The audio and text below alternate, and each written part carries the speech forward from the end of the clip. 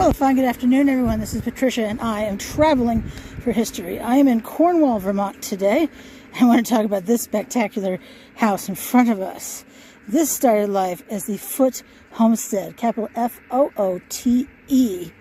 It's on Route 125, and this is Route 125. It's fairly busy, as we're going to hear, with cars and traffic coming up behind me. Now, it was built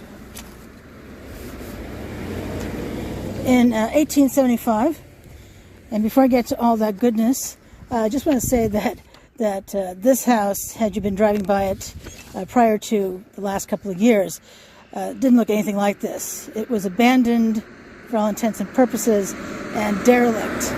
So if we can think of the building as weathered gray clapboard, and this top piece right here in danger of perhaps falling off, then you'd have a better idea of it. In fact, locally it was known as the ghost house. But we can see that someone has gone to a lot of trouble to work on that. So, and just so you know, all this wonderful land we see around it is part of the homestead, about 80 acres. That's 80 acres. I don't know how many hectares that is, but a lot. So anyway, I want to share some information about this place because it deserves it. It's by the way, this is not on the National Register of Historic Places. This is on the State Register of Historic Places. So this Victorian farmhouse here on, as I said, Vermont Route 125 is about 3.5 miles west of Middlebury.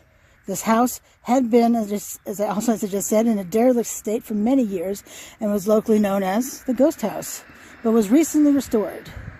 The Foote Mansion has been a popular photographic landmark along Route 125 between the Lank Champlain Bridge and Middlebury. If you use Google Maps, it'll get you here very easily, but you'll have to look up the address, the actual physical address of it, to get here. This house was built for Rollin A Foote and is listed on the Vermont State Register of Historic Places.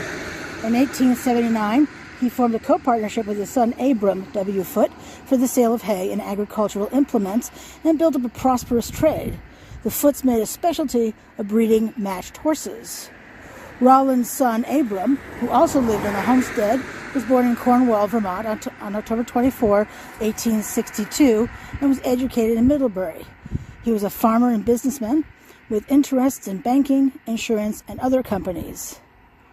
He organized the Cornwall Telephone Company and built the first line from Addison County to Burlington, a venture he later sold to New England Telephone. I find that just makes me laugh, makes me smile.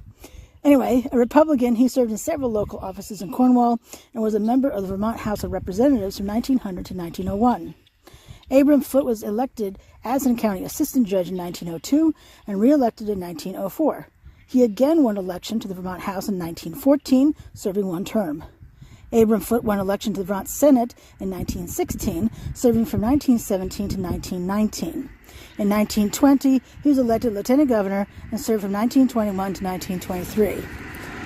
So, the house is in two styles.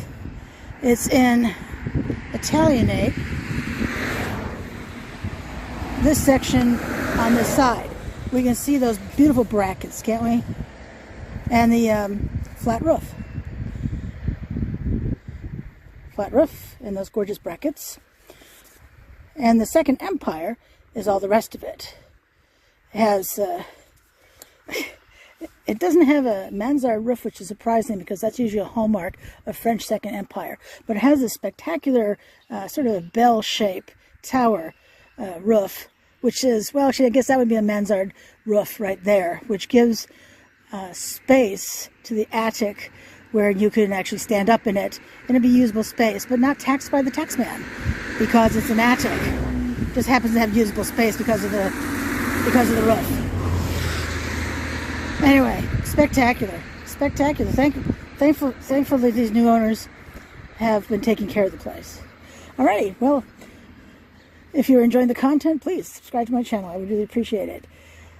I still upload every day of the week, and why not? So, thank you for watching. This is Patricia. I'm traveling for history. I'll see you in the next one.